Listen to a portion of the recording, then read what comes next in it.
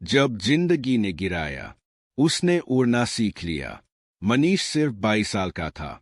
एक छोटे शहर से बड़े सपने लेकर निकला था। उसके पिता एक दर्जी थे और माँ घर संभालती थी। बचपन से ही उसने अपने माता पिता को संघर्ष करते देखा था।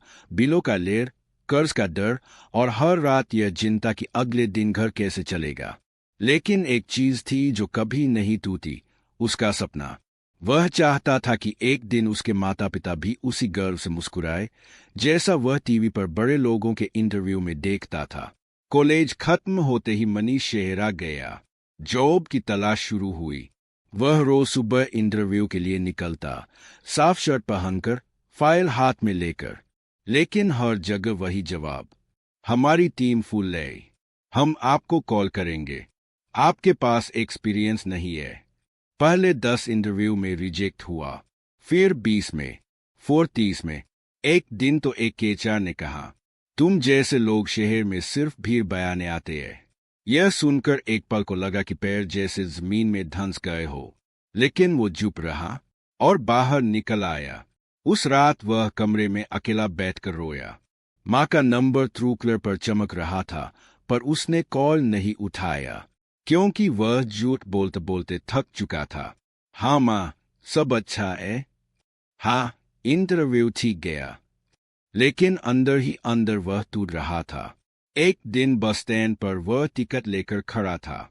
सोच रहा था, घर लौट जाऊं, शायद शहर मेरे लिए नहीं बना। तभी एक बुजुर्ग अंकल उसके पास आए। झुर्रियों से भरा चेहरा, पर आंखों में चमक। बेटा, थका हुआ सा लग रहा है। क्या हुआ? मनीष कौन था? क्या था? क्यों टूटा हुआ था? सब उसने एक अनजान इंसान को बता दिया। अंकल मुस्कुराए और बोले, बेटा, दुनिया में 2 तरह के लोग होते हैं। एक वो जो गिरकर बैठे रहते हैं, और दूसरे वो जो गिरकर उठते हैं, खुद की धूल झाड़ते हैं और आगे बढ़ जाते हैं। मनीष चुप था।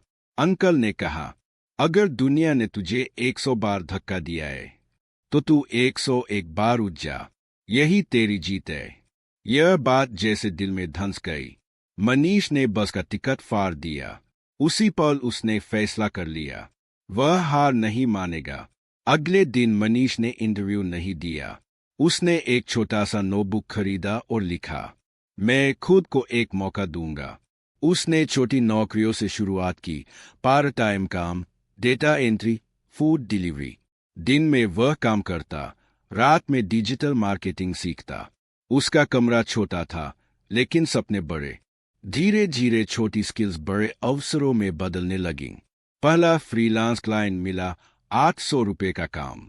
मनीष के लिए यह छोटे कदम नहीं थे, ये उम्मीद की वापसी थी। हर महीने 2-3 क्लाइंट मिलते गए। वह सीखता गया, कोशिश करता गया, गिरता गया, फिर उठता गया। अब मनीष का काम बढ़ रहा था। क्लाइंट उसके काम से खुश होने लगे। उसकी कमाई अब पहले से 10 गुना बढ़ चुकी थी। वह वही लड़का था जिसे 30 इंटरव्यू में रिजेक्ट कर दिया गया था। अब कंपनियां खुद उसे मैसेज कर रही थीं। एक शाम उसने घर वीडियो कॉल किया। माँ पापा से कहा, इस महीने थोड़े पैसे भेज रहा हूँ, घर के लिए। माँ की आंख भर आई, पिता की आवाज कांप गई। मनीष चुप था, लेकिन उसकी आंखें कह रही थी, आखिरकार मैं सफल हो रहा हूँ।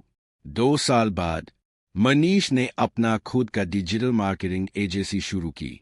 जिस एचआर ने उसे कभी कहा था, तुम जैसे लोग भीड़ बयाते हो, उसी कंपनी ने उसकी एजेंसी से मार्केटिंग प्रोजेक्ट लेने के लिए मेल किया। मनीष ने सिर्फ एक लाइन रिप्लाई की, thanks for reaching out, my team will get back to you. और सच में उसकी टीम ने ही आगे बात की। वह अब मालिक था, कोई नौकरी का उम्मीदवार नहीं।